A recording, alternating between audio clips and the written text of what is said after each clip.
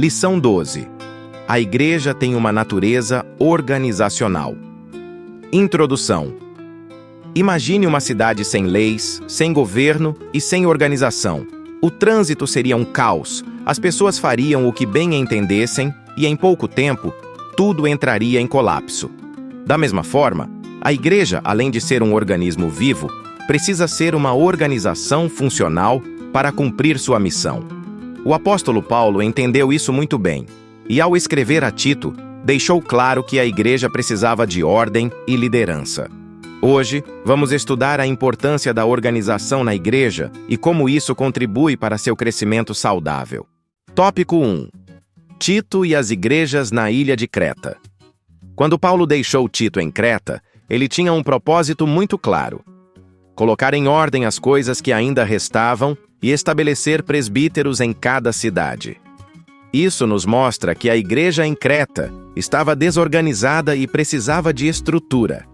A população local tinha uma fama negativa. Os cretenses eram conhecidos por sua preguiça, glutonaria e desleixo espiritual. Além disso, havia falsos mestres e divisões internas. Tito recebeu a difícil missão de trazer ordem a esse caos. Aplicação.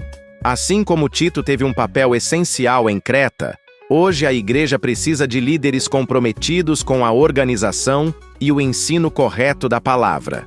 Cada membro tem sua função no corpo de Cristo e precisa atuar com responsabilidade. Tópico 2. A institucionalidade bíblica da igreja. Desde o início, a igreja não era apenas um grupo de pessoas reunidas para adorar. Havia organização. O próprio Novo Testamento nos dá exemplos disso. Havia reuniões ministeriais, como na consagração de presbíteros, Atos 14, 23. Havia concílios para tratar de doutrinas, como o primeiro concílio em Jerusalém, Atos 15, 6. Havia serviço social organizado. Paulo arrecadava ofertas para ajudar os necessitados. Romanos 15, 25, 27. Havia ética e disciplina. A igreja de Corinto tratava problemas internos. 1 Coríntios 5, 2, 5.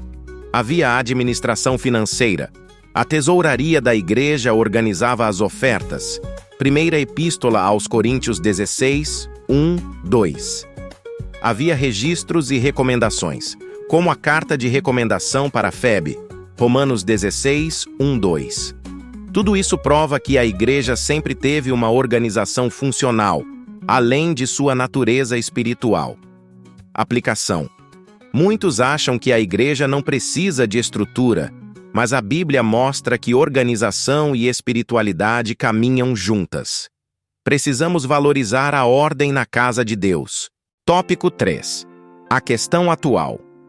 Hoje, há quem diga que a igreja precisa ser apenas um local de culto, sem estrutura administrativa. No entanto, atividades como evangelismo, missões e assistência social exigem organização. Além disso, como cidadãos do reino de Deus e do mundo, devemos cumprir nossos deveres tanto espirituais quanto civis. Jesus ensinou isso claramente. Dai a César o que é de César e a Deus o que é de Deus. Mateus 22, 21. A experiência pentecostal. No início do movimento pentecostal, muitos eram contra a institucionalização da igreja, mas com o crescimento do evangelho, perceberam que era necessário estruturar melhor o ministério. O nascimento da Convenção Geral das Assembleias de Deus, 1930. No Brasil, a igreja crescia rapidamente e os líderes perceberam que precisavam de uma estrutura unificada para manter a identidade doutrinária e a ordem no trabalho ministerial. Aplicação. A igreja local precisa estar bem estruturada para cumprir sua missão. Cada membro deve entender seu papel no corpo de Cristo e contribuir para uma igreja mais forte e organizada. Conclusão.